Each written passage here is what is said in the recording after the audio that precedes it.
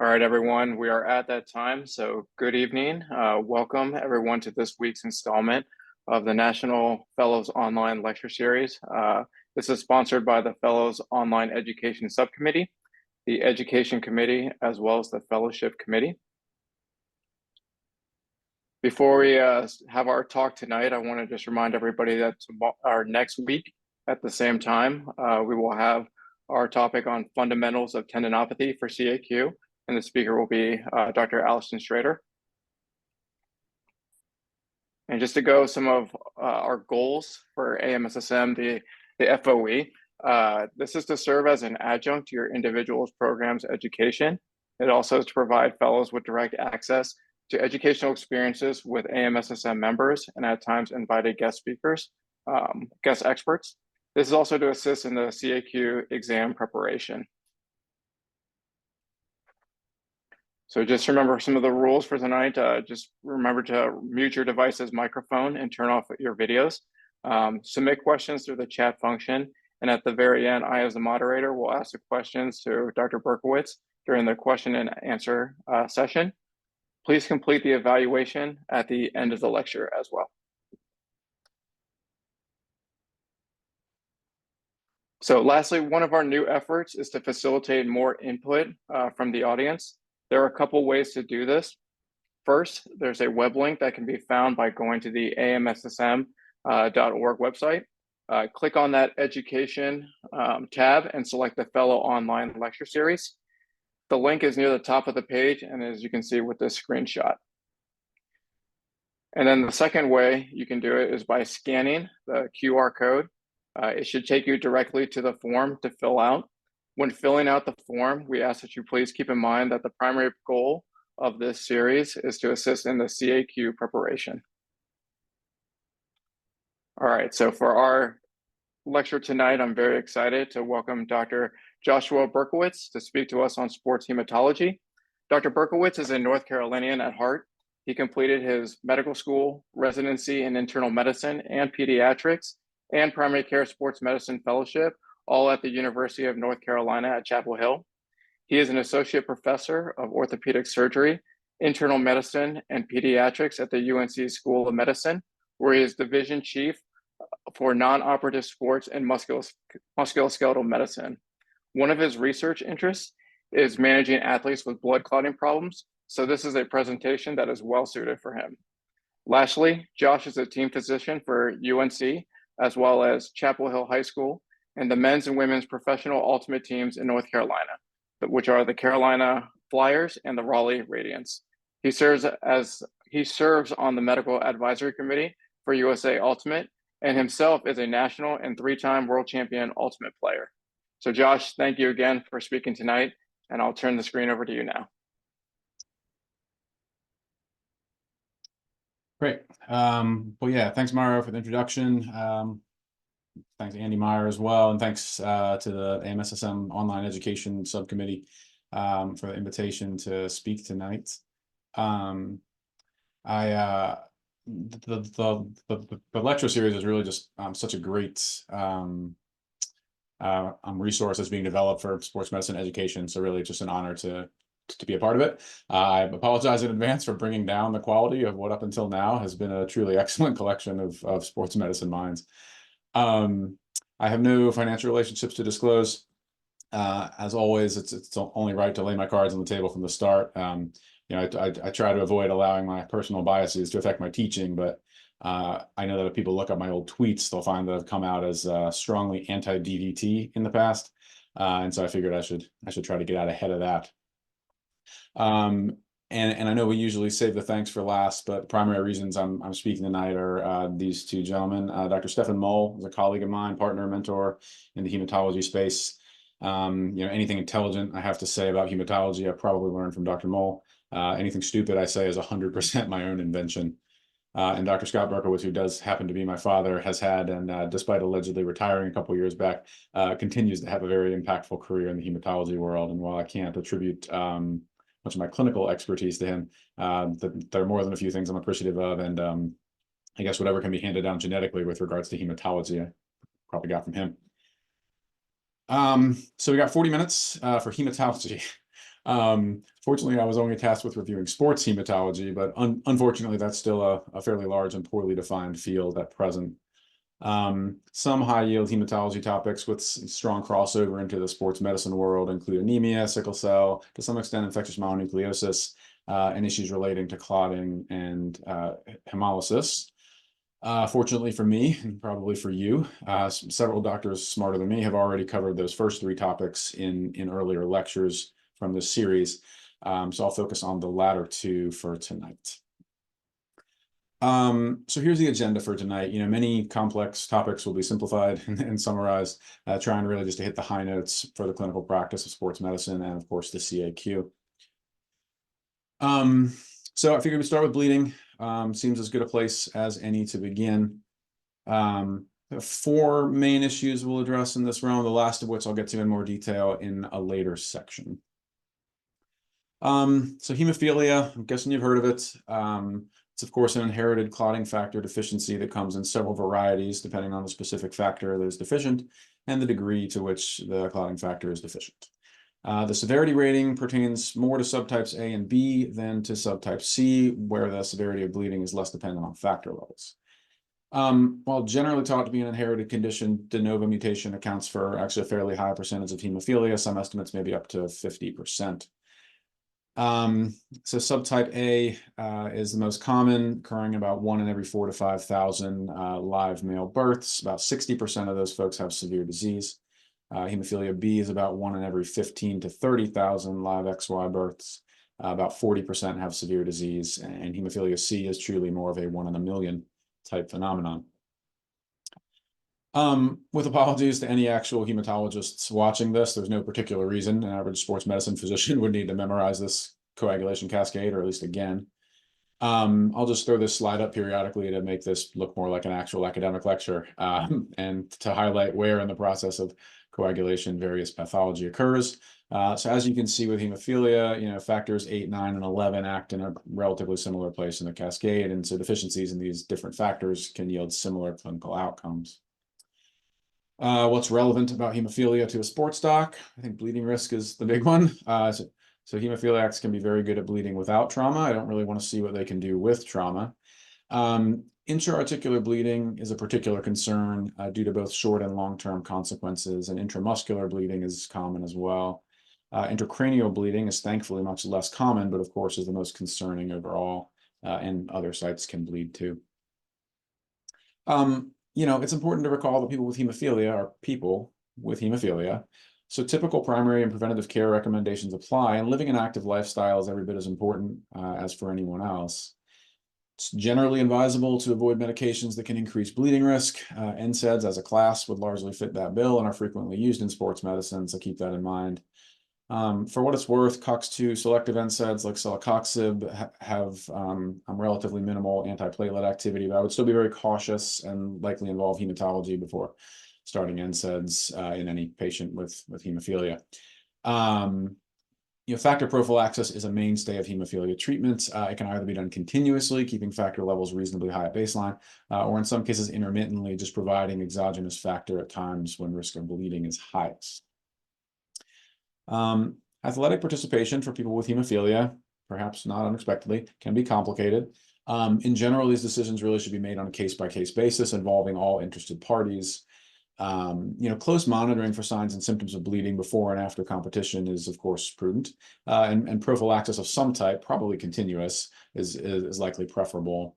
There have actually been several studies regarding patients with hemophilia and athletic participation, and the long and the short of it is that it can be done safely with, a diagnosis of hemophilia alone is not an absolute contraindication to athletic participation. Collision sports and sports with increased risk of high energy trauma, of course, are much riskier, and many would recommend avoiding those entirely. If you have an athlete with hemophilia who does bleed, typical emergency response applies, and administration of exogenous factors key. Administering from the patient's own supply is probably preferable, and routine measures to stop bleeding can be employed. I would have a pretty low threshold to transfer a bleeding patient with hemophilia to a higher level of care. And before even getting to that point, I think having an athlete with hemophilia under your care should probably prompt the proactive creation of an athlete-specific emergency action plan that can be rehearsed ahead of time to improve the response of the treatment team should a bleeding event occur. Next up is von Willebrand disease, much more common than hemophilia in general. The prevalence of von Willebrand disease associated with symptomatic bleeding is about 1 in 1,000, but low levels of von Willebrand factor may be present in up to 1 in 100 people. It's very common. Von Willebrand factor plays a role in platelet activation as well as stabilizing factor VIII, meaning that without von Willebrand factor, you lose platelet activity and factor VIII function. Much like with hemophilia, there are different subtypes of von Willebrand disease. Most of these are inherited in an autosomal dominant fashion, including type 1, which accounts for about 80% of von Willebrand disease, type 2A, which is mostly autosomal dominant inheritance and accounts for maybe 10 to 15% of von Willebrand disease, and type 2B, which is also autosomal dominant, accounts for about 5% of von Willebrand disease. Once again, I'm trying to look smart and show you where the lesion is. You can see that von Willebrand factor acts in multiple locations. You're unlikely to see the initial presentation of hemophilia in one of your athletes, right? Like, that's not probably something that you'll be diagnosing, but you may well need to do the workup for von Willebrand disease. Patients can present with a history of easy bruising, perhaps heavy menstrual bleeding, nosebleeds that were never really considered terribly problematic. Or just no one really thought to work it up. You certainly don't need to screen all asymptomatic athletes for von Willebrand disease, but if there's a family history of bleeding or thrombocytopenia, it may be worthwhile to investigate. On a CBC, you might be looking for microcytic anemia due to that history of bleeding, or thrombocytopenia, which is a very common finding in von Willebrand disease. PTT may be prolonged, and specific tests are available to quantitatively and qualitatively provide information regarding von Willebrand's status. Again, the relevance to sports medicine is largely through bleeding risk, with the possible exception of type 3 von Willebrand disease, which can be quite severe. The bleeding risk is not as substantial as with hemophilia, but we're also not generally as protective of these individuals, and in fact, many are undiagnosed, so they are much more likely to sustain significant trauma through sport. The bleeding in von Willebrand disease is typically mucocutaneous, with GI and musculoskeletal bleeding much less common. Similar to hemophilia, routine primary preventive care is recommended, including exercise, and avoidance of medications that can increase bleeding risk is also generally advised. Patients with von Willebrand disease may receive prophylaxis with DDAVP prior to events with increased bleeding risk, like surgery, but there's not much data for employing such a strategy prior to athletic participation, nor is it probably necessary in most cases. If you're taking care of an athlete with von Willebrand disease, it's probably worth doing a DDAVP trial before any significant bleeding occurs. To do this, you can measure von Willebrand factor antigen, von Willebrand factor activity, and factor VIII activity. Then administer DDAVP and repeat those same labs at 1 and 4 hours. If the lab's correct in response to DDAVP, then you can probably count on DDAVP to be effective in the event of future bleeding. But if the labs do not correct, then you'll want to keep von Willebrand factor concentrate handy. And much like I said with hemophilia, it would not be unreasonable if you have a patient with a history of bleeding with von Willebrand disease to actually develop and review a specific emergency action plan for use in the event of bleeding. Generally speaking, athletic participation for individuals with von Willebrand disease is felt to be safe. Monitoring for signs and symptoms of bleeding, particularly with trauma, is certainly reasonable. In individuals with severe von Willebrand disease, they may require more specific conversations. DDAVP is used for treatment of minor bleeding, but the mechanism of action is the triggering of the release of von Willebrand factor stores, which takes time to have an effect, maybe 30 to 60 minutes. So for severe bleeding, that won't cut it. Nor will it work for type 3 individuals who do not have von Willebrand factor stores. And so direct provision of von Willebrand factor concentrate would be the most appropriate in those cases. So shifting gears again, talk a little bit about ITP. So this is an immune-mediated thrombocytopenia that can occur for no good reason, or secondary to some other equally not good reason. So either primary, secondary, or drug-induced. The incidence is about 1 in 10,000. It can happen in childhood or in adulthood. Occurrence before the age of 10 is actually associated with higher rates of long-term remission, more likely to go away if it starts earlier. Patients classically present with petechiae, purpura, epistaxis. Intracranial bleeding can happen, of course, can be catastrophic if that's the case, but it's rare to present that way. Platelet count by definition should be less than 100,000 for a diagnosis of ITP. Bleeding, again, is typically mucocutaneous, and the severity of disease is determined by bleeding, not specifically by the platelet count, which does not entirely correlate with bleeding risk. That said, serious bleeding is rare with a platelet count greater than about 20,000. Once again, this is a group of individuals you probably want to avoid NSAIDs in. There's very little data about individuals with ITP and athletic participation. Expert opinion seems to largely agree that athletic participation with a platelet count greater than about 50,000 is probably safe, but some individualized decision-making and correlation with the history of bleeding is wise, right? If someone has bled a lot, particularly if they bled a lot with a platelet count higher than 50,000, then maybe 50,000 is not the safe threshold for them. Again, you're always going to monitor for signs or symptoms of bleeding. Treatment of bleeding in ITP may involve platelet transfusion, administration of glucocorticoids and or IVIG, in addition to just the typical conservative measures. So that's a quick run through bleeding. Now we'll pivot and go in the opposite direction.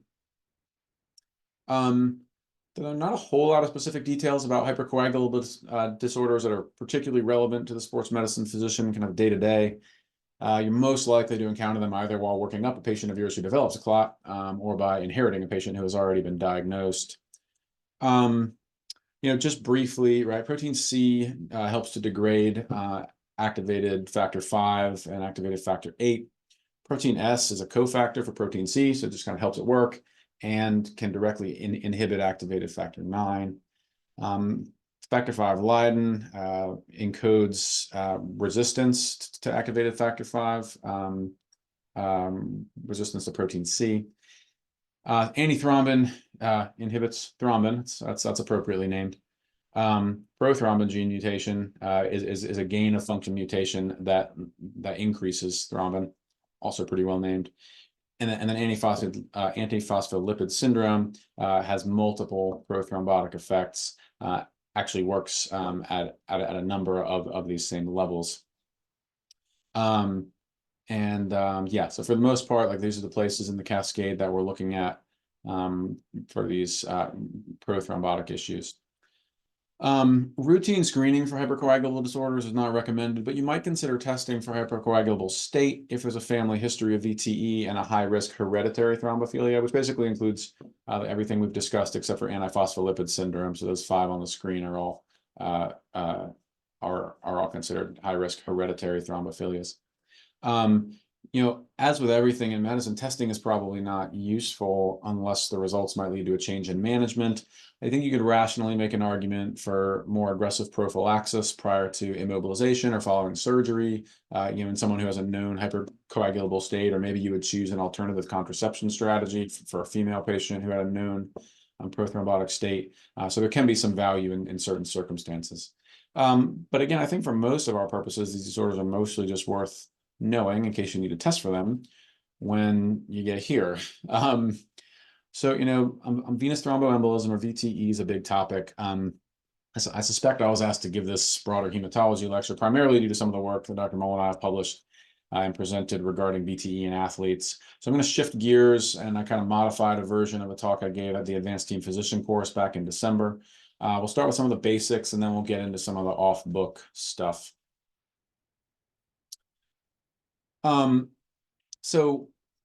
VTE is a term that encompasses the occurrence of DVT and or PE. It's common in the general population, and it occurs in athletes. At the course in Salt Lake City in December, I asked the audience to please raise their hands if they had ever taken care of an athlete with a DVT or PE. And by getting many dozens of people in a room of a couple hundred to raise their hands, I joked, and was not technically wrong, that constituted the largest ever study on the incidence of VTE in athletes, right? A big problem in this space, particularly pertaining to athletes, is there's a lack of data, and that's kind of a through line here. The diagnosis of VTE is bread and butter general medicine. I won't dwell on it for this, audience. I would just say a couple things. One, bear in mind that not all patients with VTE have all the classic symptoms, and that highly conditioned athletes may have such physical reserves that they can really tolerate a lot before complaining of symptoms. I've seen athletes have multiple PEs before they detect a decrease in performance. So just keep a relatively high index of suspicion. Not all breathing trouble in a young athlete is asthma.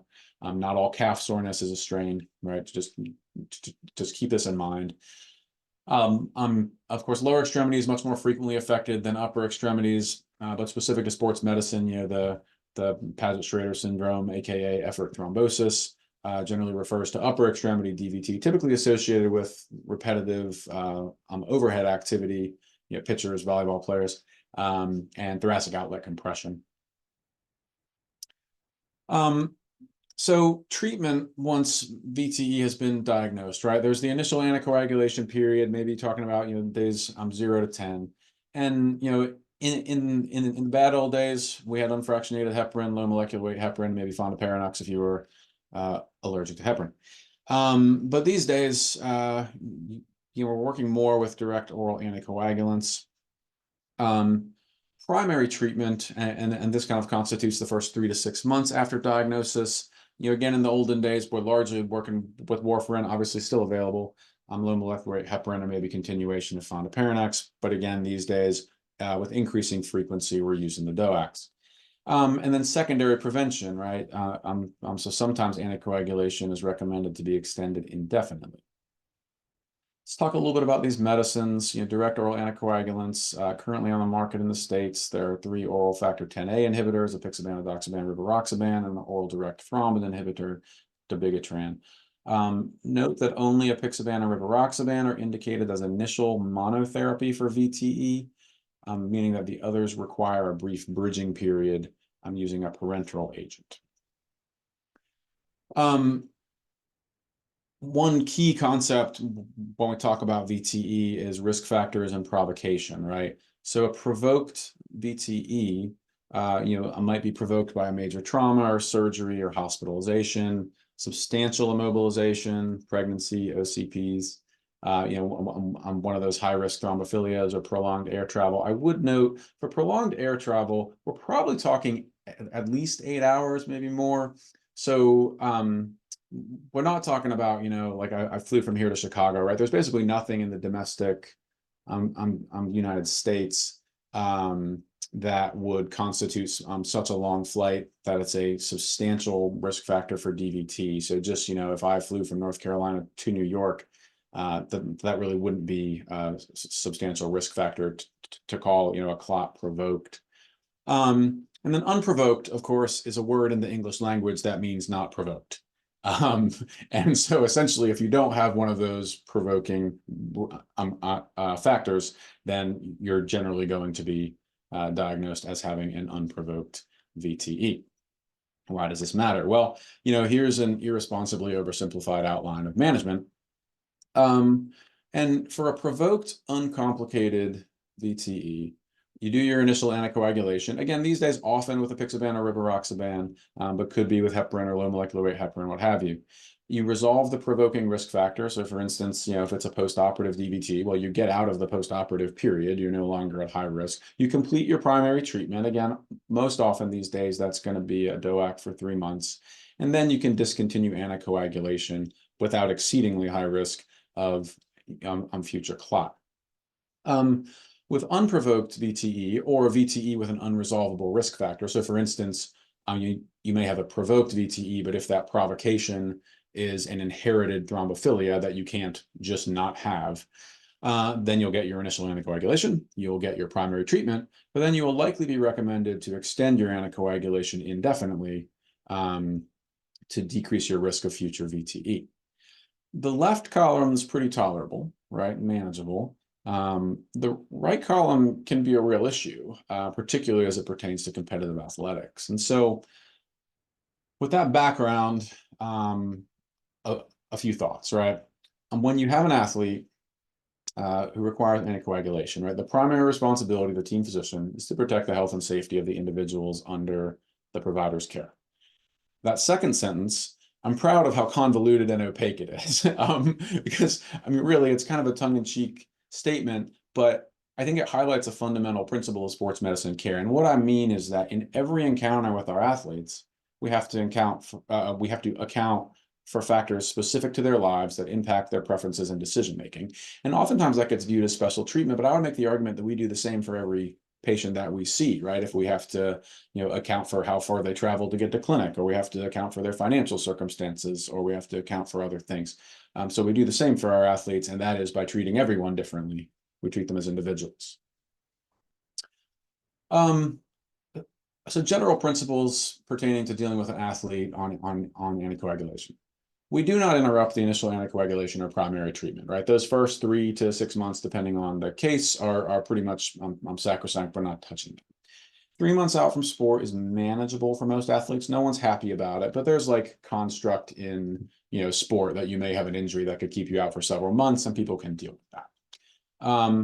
Exercise can usually be resumed safely during primary treatment, right? So this does not mean out from exercise for 3 months, right? They may not be able to go back to a contact or collision sport, but they can do things. Now, if they've suffered cardiopulmonary complications or have symptoms that kind of linger as a result from pulmonary infarction or what have you, those things may need to resolve or be addressed.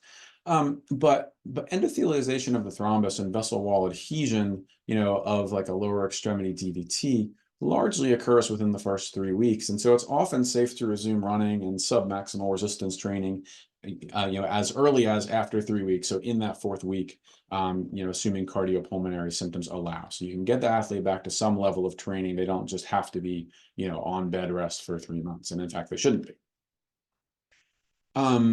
So athletes can return to sport once anticoagulation is complete, which is great for the individuals who, complete a course in 3 to 6 months. And the old school approach, however, was that extended anticoagulation is incompatible with athletic participation, so athletes are disqualified for their safety. You're welcome. But I think, what's kind of brought this to more attention recently is that these newer treatments and maybe some newer thinking might allow athletic participation during extended anticoagulation while maintaining acceptably low risk. To unpack that a little, so, again, kind of thinking back to when the basics that we sort of accept as the gold standard of practice here were developed, we basically had warfarin as an oral option. And you can do injections with low molecular weight heparin, but that's never been terribly appealing to people. As anyone who's dealt with warfarin knows, it's slow to kick in. It's slow to get out of your system. Even when you're on a stable dose, patients are often out of the therapeutic range. They may even be slightly hypercoagulable when they're slightly low, and they're definitely a bleeding risk when they're too high. Dietary consistency, it's difficult under the best of circumstances. And so you're certainly not going to be trying to frequently toggle this on and off. It just doesn't work. But with the availability of the DOACs, they're much faster to start working and start protecting patients. They're much faster to clear out of the system. They can be effective without monitoring. And so this rapid on-off effect really gives us options that we did not have before. It's important to note that individual pharmacokinetics can be variable, but they can be measured. So how might these newer oral anticoagulants change things? On the right is a graph derived from a 2013 paper showing the range of different inter-individual clearances of a single 10 milligram oral dose of rivaroxaban across a group of study subjects. And the mean is in Carolina blue, some of the fastest metabolizers, 5th percentile, that's in navy, and some of the slowest are in gray. And anytime anybody takes a dose of oral medication, the plasma drug concentration will rise, it'll peak, and then at some point it'll fall low enough that the risk of bleeding is acceptable, right? So low enough that you probably still have some increased risk of bleeding compared to if you had no drug in your system, but it's not exceedingly high. And then, even later than that, it will eventually reach a point that is negligible, right? There is so little drug in your system that it's just not doing anything in terms of substantially increasing bleeding risk in this case. And at those time points, you could consider whether it's reasonable to participate in athletics. And so just a couple of, essentially hypotheticals here, if medication is rapidly cleared, right? Say you have someone who is following this navy blue line, that's just how they happen to clear the medicine. Dosing sometimes can be timed to allow them to be on continuous anticoagulation, i.e. take a daily dose of rivaroxaban, every single day, and still participate. So say you got a shortstop, your baseball player practices is at 3 p.m. daily. If she takes a dose at 1900, that medicine should clear the system by about 1 p.m. Should be pretty well out of the system, certainly by practice time from 3 to 5, minimal risk. There may still be some drug in the system, right? It may not be a zero risk. And then you can reassess after practice to make sure there was no substantial trauma, and dose again at 1900. And so this is an individual who is taking their dose at 7 p.m. every single day. I may need to adjust the timing from time to time for if there's a game to participate in that's not during practice time. But there are situations in which you could rationally be on full dose continuous anticoagulation and still participate in sport. And just to note again, this is where we're getting away from standard operating procedure and into some of the less well-defined stuff that are putting out in the literature. If medication is slowly cleared, right? So say this is someone who gets to this kind of expert suggested threshold of less than 10 micrograms per liter, 24 hours, then you could potentially consider accommodations and an intermittent dosing strategy. So say, for instance, this is my quarterback here at UNC. We practice at 8 o'clock daily. If this is my quarterback and he clears the drug adequately by the 24-hour mark, I feel very comfortable with him taking a dose of his anticoagulant at 7 a.m. daily. Why? Because he's the quarterback. Anyone who works with football knows absolutely nobody touches the quarterback at any point during the week. There are 13 Saturdays per year that everybody on the other team is trying to take down the quarterback, but the other 352 days out of the year, nobody touches the quarterback. So it would be very reasonable, in my opinion, to dose this individual each morning. They do not have contact during practice, so they can practice fully anticoagulated. Running around and throwing footballs is not a risk factor, or is not high risk for causing bleeding. And then on game days, most certainly, we would hold a Saturday dose. So the last medicine that entered his system would have been Friday at 7 in the morning, certainly by noon on Sunday, or 3:30 p.m. or 8 p.m. at game time. It should be well cleared out of the system, and then, assuming no major trauma, can potentially resume on Sunday morning. While this would be encouraging the occasional missed dose, that's 13 doses a year, 96% adherence over the course of the year, I would argue is probably better than your average patient regardless. If medication is really slowly cleared, right, someone just cannot get down to what we would entertain as maybe being a safe level in the event that there were trauma, then athletic participation may not be feasible, right? Gymnastics kind of always at, pretty substantial risk for high energy trauma at practice, during competitions, just pretty much all the time. And so if this is an individual who has, a meaningful amount of anticoagulant in their system all the time and is a gymnast, then every day poses a serious bleeding risk if trauma is incurred, and this may not work. So in no way, shape, or form am I trying to advocate that everyone on full dose anticoagulation should be participating in extremely risky sports. This does not always work. This may not always be a good idea. And in fact, it may be a good idea less often than it's a bad idea, but it is an idea that can be entertained. This has led to what we've called individualized intermittent anticoagulation. I think it's being used with more frequency over time. I'm certainly, hopefully not too much.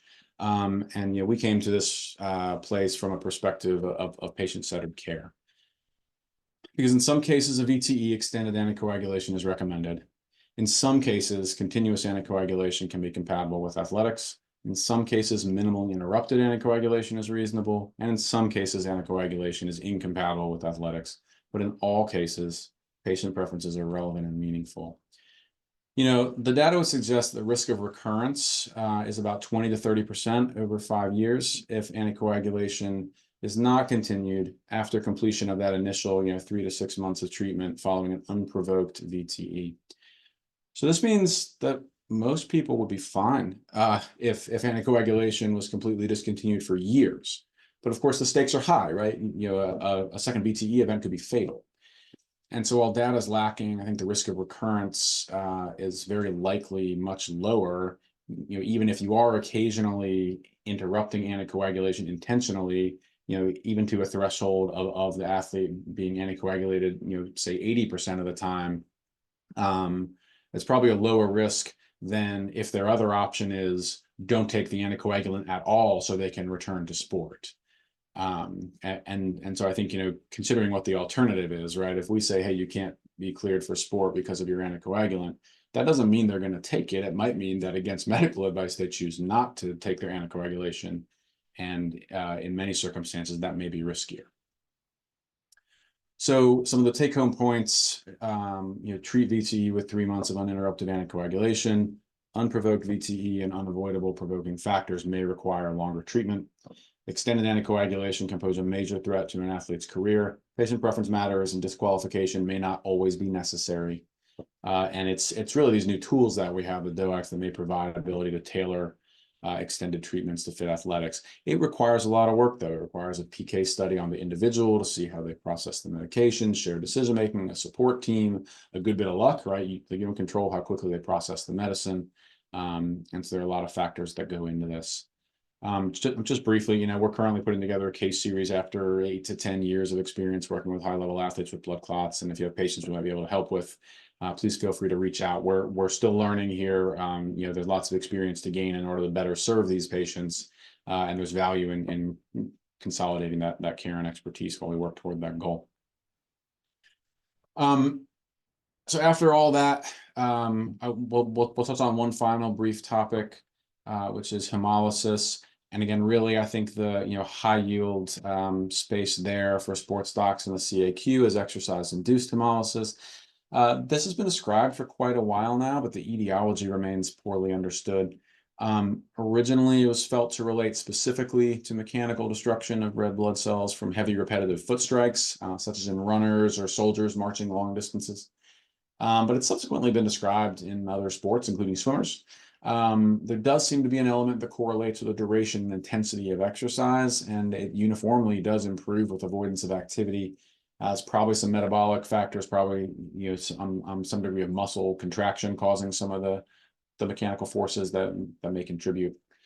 One should hesitate to jump straight to this diagnosis, right? There are other more concerning possibilities that should be considered when someone presents with new onset or evidence of hemolysis. But this is definitely something to know about in our populations. In individuals who present with anemia due to exercise-induced hemolysis, it's typically pretty mild. It's generally macrocytic, as some of the older cells may be more prone to mechanical destruction, leaving largely younger cells and more reticulocytes in circulation. Even if hemoglobin is not low, haptoglobin should be, right? If you're truly hemolyzing, at least acutely after exercise. LDH, bilirubin are typically elevated in intravascular hemolysis.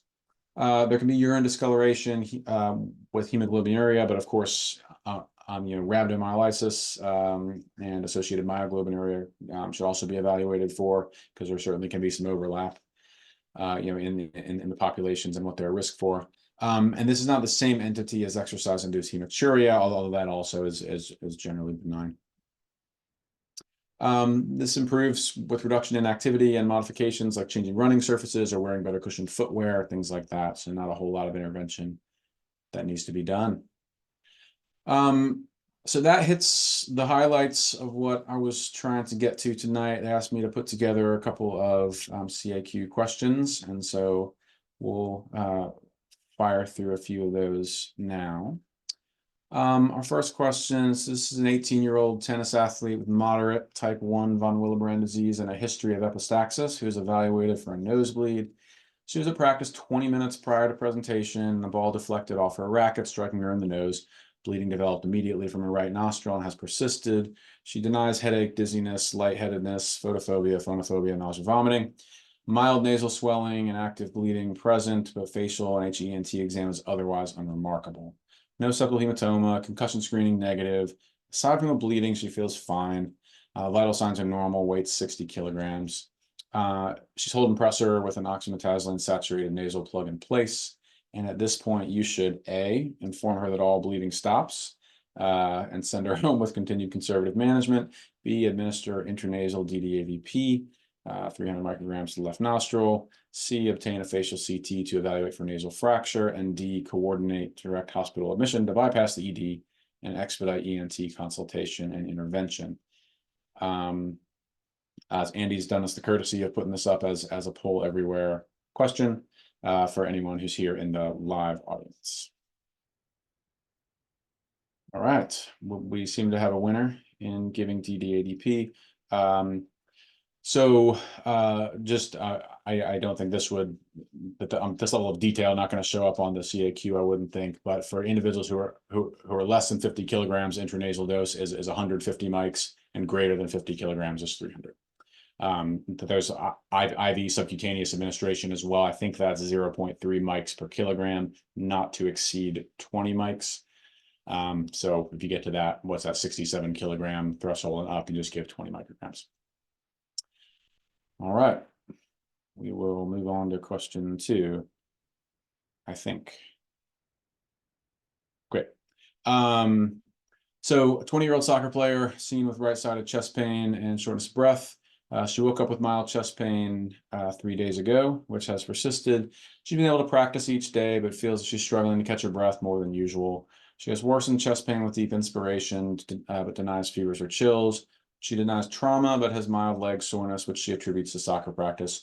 Her only medications, an oral contraceptive pill. Her mother had a clot in her leg when pregnant, but doesn't take blood thinners now. Vital signs are normal, as is cardiopulmonary exam. She's got a few scattered bruises over her legs bilaterally. Calf circumference on the left is 1.5 centimeters larger than the right. EKG and chest x-ray showed no abnormalities. Best next step would be A, CT chest angiogram, PE protocol. B, start amoxicillin and azithromycin. C, activate EMS for transport to the ED for cardiac evaluation. Or D, insert a 14-gauge catheter into the second intercostal space at the midclavicular line. And again, I think we have a winner. Definitely most concerned for PE in this circumstance. Okay. On to question 3. A 19-year-old cross-country athlete presents for a pre-participation physical. His only concern is mild anemia noted on labs obtained by his PCP before he left for college. He endorses mild fatigue, but substantially increases training volume over the past 3 weeks to prepare for college athletics.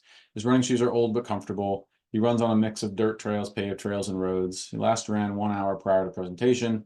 His diet is not restrictive, and he tries to hydrate well, but recently has twice noted dark urine. His only medication is an iron supplement. The remainder of his medical history is negative, and his physical examination is normal.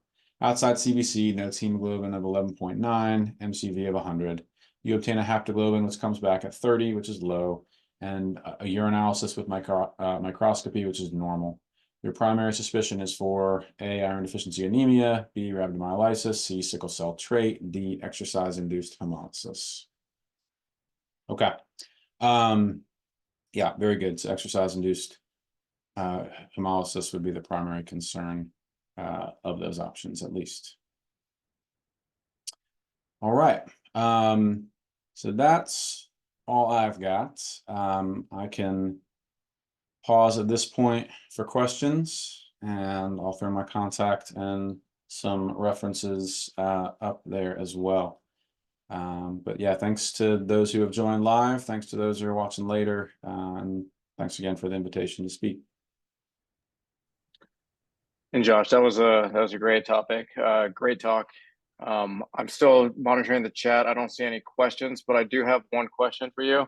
As far as I know we didn't touch really on the upper extremity DVT or the effort induced. Does your length of DOAC initial treatment stay typically the same for the upper extremity DVT? And is there any additional, I guess, testing that you would consider in that case? Yeah, it's a great question. So those can be complicated. I know that's not a helpful answer. We're currently working with an athlete right now. I think some of the there are multiple things to consider. I think the initial period of anticoagulation probably remains the same. You're going to want to work on these in conjunction with hematology and also likely with vascular surgery. There are many things to consider. You know, if they've had thrombolysis or thrombectomy, that may affect how you manage them moving forward. If they have had first rib resection, that may affect how you manage them moving forward. Some vascular surgeons like to actually get an angiogram, with the idea being if that subclavian vein is obstructed and remains obstructed, and people develop collateral vessels, which you sort of have to if that vein is obstructed, then the fact that the clot, you know, essentially is there permanently adherent to the vein wall and that vein is out of play, can affect whether or not there's need for surgical intervention and ongoing anticoagulation. So a lot of variables there, but in general, the initial treatment is going to be the same. But there are more moving parts in terms of whether surgical intervention is indicated and some individual specific factors about, you know, whether the clot breaks down and the vein opens up or whether the vein is actually permanently closed. No, thank you. Thank you for that answer. There was another question in the chat. I know we talked about kind of like the medication regimens that you would do for your athletes. The question in the chat was, how would you treat your softball athlete on rivaroxaban in a situation like the conference tournaments where they're playing multiple games over a weekend? Yep. Yeah. So I think, you know, timing would need to be adjusted. It's not always as simple as just, you take the dose a little bit earlier the day before, because when you start to stack doses closer together, then the pharmacokinetics can change a little bit. There may be a period of time where, you know, some of these conference tournaments, you know, you might play at noon on Monday and then at 8 p.m. on Tuesday and then at noon again on Wednesday. And so there may be a period of time where you would need to entertain the idea of like intermittently holding a dose or intermittently holding the athlete from competition. You know, again, the idea is not to force fit all anticoagulated athletes into competition. The idea is just simply if your options are no, you can never play again, end of story, because you have to be on anticoagulation, or we might be able to get you back to activity with an acceptable level of risk, but it's going to take a lot of thought and individualization.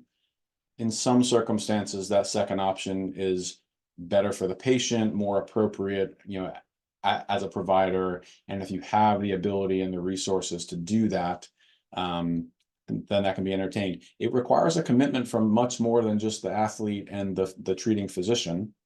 Generally, you'll have a specialist involved. You would want that specialist hematologist to be on board. The athletic trainer, as we all know, in all things sports medicine, right, they are always bearing the brunt of everything. You know, who's there day in and day out, who's going to first respond. Like, you know, if God forbid this athlete takes a line drive off the forehead, the coach needs to be okay with the idea that we may have to hold this athlete for a day, you know, during the conference tournament if we just can't get the medication right and just can't do it safely. You know, I work at a university. The university has to be on board. The Department of Athletics need to be on board. Legal needs to be okay with it. So, I mean, again, I'm oversimplifying a lot of complicated topics here, but I think the answer is, you know, it's an individualized, patient-specific circumstance. And depending on, you know, how much wiggle room you have, or, you know, how much game time, you know, flex there is, you may be able to make it work pretty easily. You may be able to get away with, you know, skipping one dose, which is probably not particularly risky. I would argue most college students who are on chronic anticoagulations miss a dose once in a while, and it's not the end of the world. And it may just not work. It may not, like, you know, if they have, you know, potentially multiple games in a day or something like that, then you obviously have to prioritize safety over athletic participation if those are things you have to choose between. Just oftentimes I think we can get both if we put some work in. No, thank you again for that. I don't see any other questions in the chat at this point in time. So I'll say thank you for the presentation, and I see your contact information is up there too. Yep. And then please, everybody, fill out the evaluation at the end of this lecture, or scan that QR code when you review this on YouTube. Okay. Thank you, Josh. Absolutely. Thank you.